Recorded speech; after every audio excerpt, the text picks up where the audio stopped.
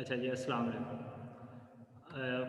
Question number 4 है, find the magnitude and direction of the resultant of system of concurrent forces. हमने हमारे पास बहुत सारी फोर्सेस होंगी, उनका जो है रिजल्टेंट है उसकी हमने मैग्नीट्यूड फाइंड करनी है। और मैग्नीट्यूड किस तरह फाइंड करनी है कि वो जो रिजल्टेंट आएगा उसके जो रिजॉल्व्ड पार्ट्स हैं उनकी मदद से हम उनके जो है मैग्नीट्यूड को फाइंड करेंगे। और ये कोप्लेनर फोर्सेस होंगी सारी। कंकरेंट और कोप्लेनर से मुराद ये है कि कंकरेंट ऐसी फोर्सेस जो एक ही जगह पर एक ही पॉइंट पर एक्ट कर रही हैं, वो कंकरेंट फोर्सेस हैं। और कोप्लेनर जो एक ही प्लेन में वाक़ हैं। स्टार्ट करते हैं क्वेश्चन को। Let the system of forces P i are acting at the point O for i is equal to 1 2 3 to n। कह रहा है कि हमारे पास कोई पी आई फोर्सेज हैं और वो पी आई कोई लिमिटेड फोर्सेज हैं। लिमिटेड से मुराद उनका नंबर जो है वो लिमिटेड है, यानी कि 50 हो सकती हैं, 60 हो सकते हैं, इस तरह से। कह रहा है कि वो एक पॉइंट ओ पर एक्ट कर रही हैं। उसके बाद कहता है कि वो फोर्सेस जो एक्ट कर रही हैं एक पॉइंट ओ पर, वो उन सब के साथ जो एक्स एक्सिस है वो एंगल बना रहा है अल्फा आई। और आई आपको पता है 1 से लेके n तक वेरी करेगा। जितनी फोर्सेस होंगी उतने ही हमारे पास अल्फा जो है एंगल्स आ जाएंगे, 1 2 3 4 5। जैसा कि हम जानते हैं कि हम पीछे पढ़ चुके हैं कि आर जो है वो रिजल्टेंट है इन तमाम फोर्सेस का। तो आर रिजल्टेंट को शो कर रहा है और ये एक्स एक्सिस के साथ अल्फा एंगल बना रहा है। पिछले थ्योरम में हम पढ़ चुके हैं कि the resultant parts of R along any direction is equal to the sum of resolve parts of all the forces P i along the same direction. तो ये हम लास्ट टाइम पढ़ चुके हैं कि जो फोर्सेस हैं उनके जो रिजॉल्व पार्ट्स होते हैं उनका जो सम होता है वो रिजल्टेंट के रिजॉल्व पार्ट्स रिजल्टेंट के बराबर होता है, रिजल्टेंट के रिजॉल्व पार्ट्स के। अब ऐसे है कि हम सपोज करते हैं कि x और y दो रिजॉल्व पार्ट्स हैं रिजल्टेंट के along x axis and y axis respectively. Resolve, अच्छा, कोई भी फोर्स है उसके हम बहुत सारे कंपोनेंट्स बना सकते हैं, लेकिन ऐसे दो कंपोनेंट जो एक दूसरे के ऊपर परपेंडिकुलर हों उनको रिजॉल्व पार्ट्स कहते हैं। तो ये जो रिजल्टेंट फोर्स है, ये जो पी आई हमारे पास एक ग्रुप ऑफ फोर्सेस था, उनका जो रिजल्टेंट फोर्स है उसका रिजल्टेंट आर है और उसके रिजॉल्व पार्ट्स एक्स और वाई हैं। अब ये लिखा हुआ है कि x is equal to R cos alpha और y is equal to R sine alpha. ये मैं आपको पीछे बता चुका हूँ कि x is equal to R cos alpha और y is equal to R sine alpha किस तरह से होता है। इसको इक्वेशन 1 का नाम दे दिया और इक्वेशन 2 का। हमने इन दोनों का स्केयर करके इनको ऐड करना है। Scaling and adding equation 1 and 2, then we get x square plus y square is equal to r square cos square alpha plus r square sin square alpha।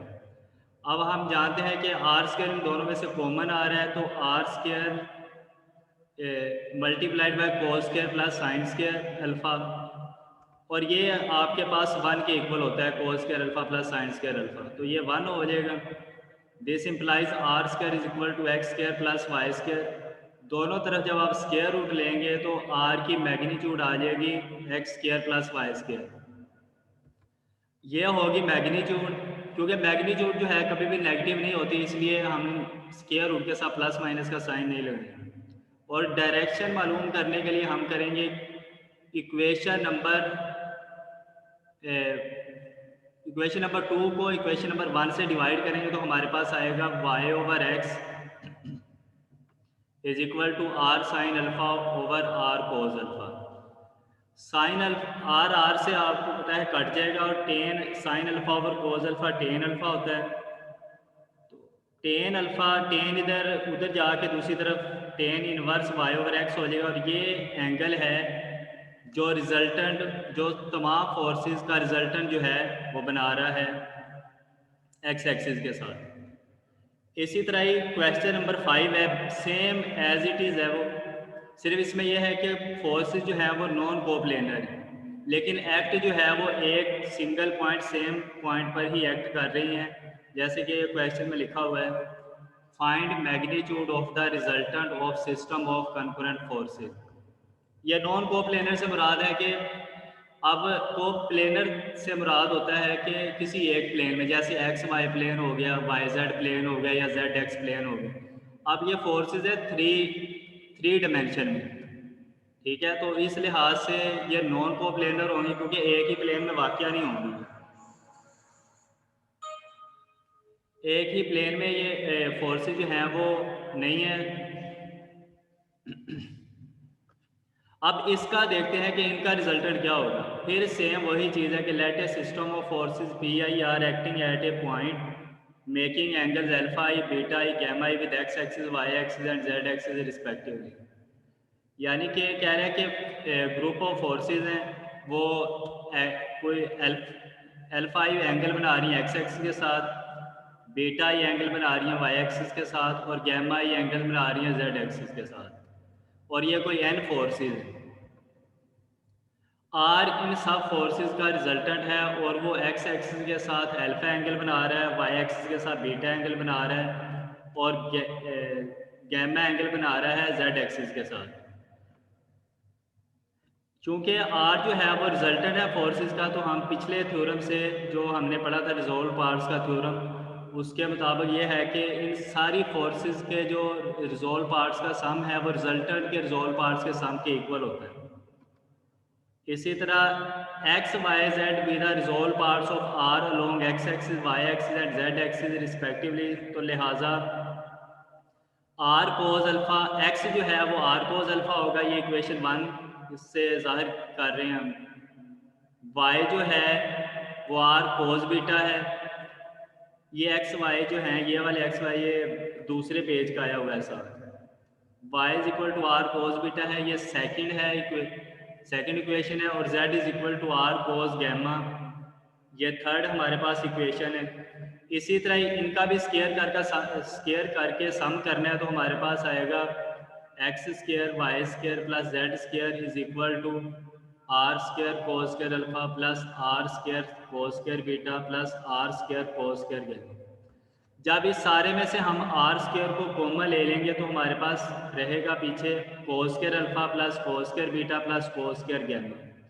ये हमने अभी रिसेंटली वेक्टर एनालिसिस में पढ़ा है कि ये 1 के इक्वल होता है।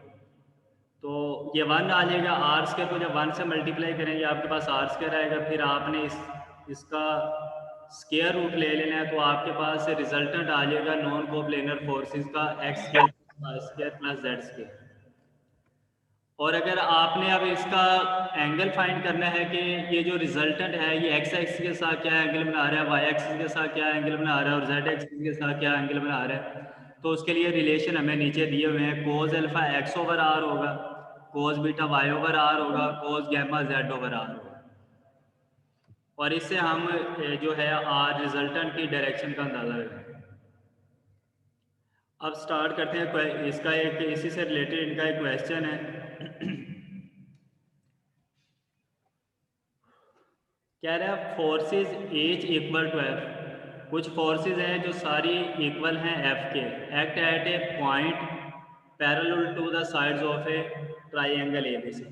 कह रहा है वो एक ही पॉइंट पर एक्ट कर रही हैं, लेकिन वो किसी एक ट्राइंगल एबीसी के पैरेलल हैं वो तीनों फोर्सेस, और हमने शो करना है if R is their resultant. कह रहे अगर आर उनका रिजल्टेंट हो तो प्रूव करें कि R square is equal to F square 3 minus 2 cos A minus 2 cos B minus 2 cos C. चलें इसको प्रूव करते हैं, अब देखते हैं ये किस तरह से होता है।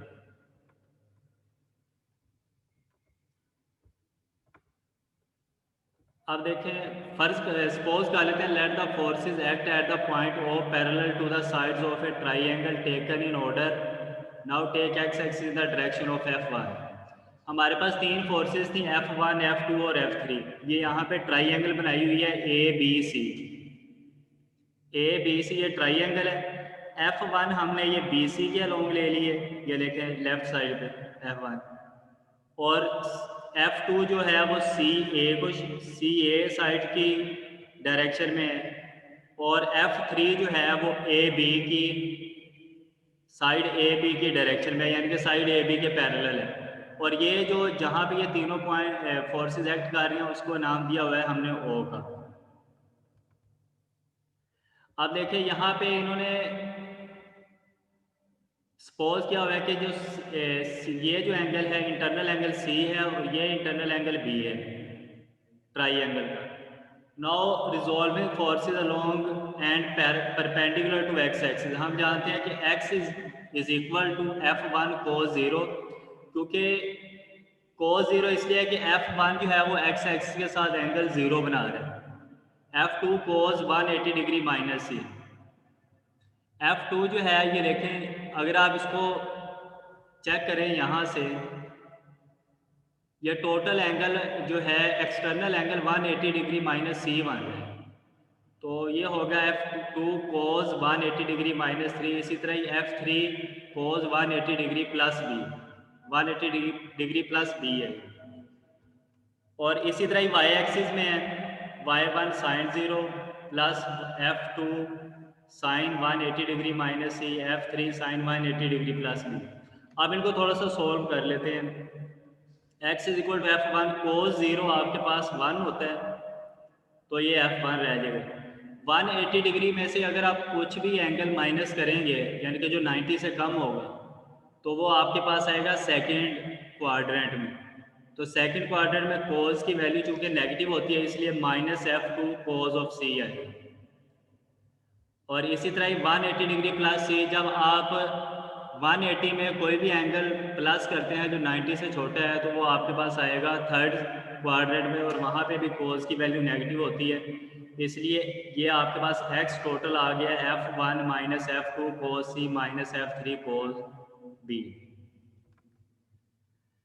अब y is equal to y को भी देख लें, F1 sin 0 चूँकि 0 होता है तो F1 तो ख़त्म हो गया ना वहीं पे, और F2 sin 180 डिग्री माइनस सी। अब 180 में से आप कोई एंगल माइनस करेंगे तो वो सेकंड क्वाड्रेंट में आएगा। सेकंड क्वाड्रेंट में जो हमारे पास होता है साइन पॉजिटिव होता है, तो F2 sin C आ जाएगा माइनस। अब 180 डिग्री प्लस भी है क्योंकि ये थर्ड क्वाड्रेंट में चला जाएगा, तो लिहाजा यहाँ पे इस वजह से minus F3 sign of beta आता है। अब हम जानते हैं रिजल्टेंट जो है वो इक्वल होता है square root x square plus y square. अब दोनों तरफ स्क्वायर कर लेते हैं तो r square is equal to x square plus y square आ जाता है। यहाँ पे आप वैल्यूज दोनों की पुट करते हैं, वन एक्स और वाई की, तो आपके पास आ जाएगा F1 minus F2 cos of C minus F3 cos beta इस whole square plus F2 sin C minus F3 sin beta whole square. तो ये आपके पास जो है इसकी वैल्यूज पुट करने के बाद ये रिलेशन आया है। अब मैंने इनको ना सेपरेट सॉल्व किया हुआ है, जिस तरह से F1 minus F2 cos C minus F3 cos beta का जो स्क्वायर है इसको 2 बार मल्टीप्लाई करके लिख लिया।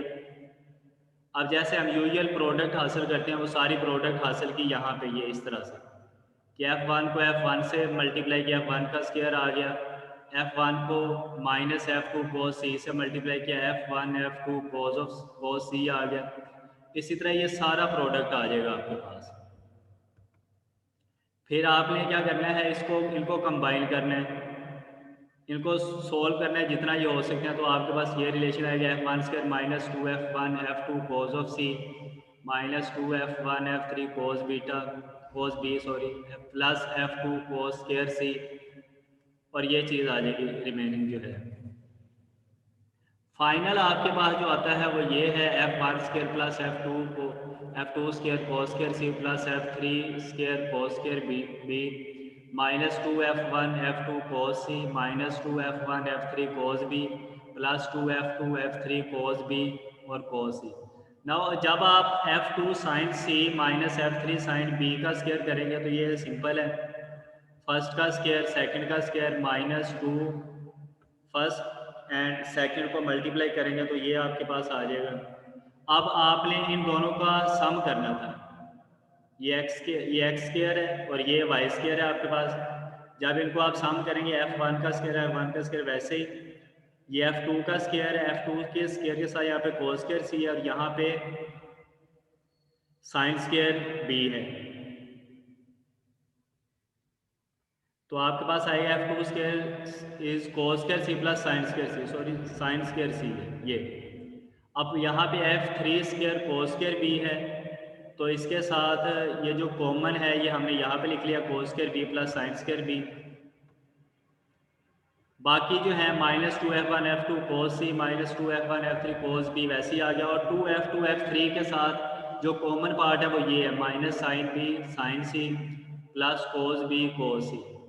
अब इस तरह से है कि cos square c plus sine square c ये 1 के इक्वल होता है, cos square b plus sine square b ये भी 1 के इक्वल होता है।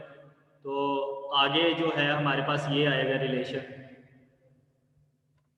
f1 square plus f2 square plus f3 square minus 2f1 f2 cos c minus 2f1 f3 cos b। और ये जो आपके पास ये रिलेशन था ना cos b cos c plus minus sine b sine c, ये फार्मूला बन जाएगा cos अल्फा प्लस बीटा का, cos alpha cos beta minus sine alpha sine beta. तो ये फार्मूला बन गया हमारे पास, तो ये आ गया cos b प्लस c। अब देखें cos b प्लस c जो है वो 180 डिग्री माइनस ए होगा, क्योंकि ट्राइंगल के तीनों एंगल्स का जो सम है वो हमारे पास 180 आता है। तो 180 डिग्री में से जब हम a को माइनस कर देंगे तो हमारे पास b प्लस c है। और 180 डिग्री में से जब कोई भी एंगल जो 90 डिग्री से मैंने आपको पहले भी बताया कम है माइनस करेंगे तो वो सेकंड क्वाड्रेंट में आएगा, और वहाँ पे कोस नेगेटिव होगा इसलिए माइनस कोस है, ये आपको नज़र आ रहा है। तो ये आपके पास आर स्क्वायर ये रिलेशन बन गया f1 square plus f2 square plus f3 square minus 2f1 f2 cos c minus 2f1 f3 cos b minus 2f2 f3 cos a।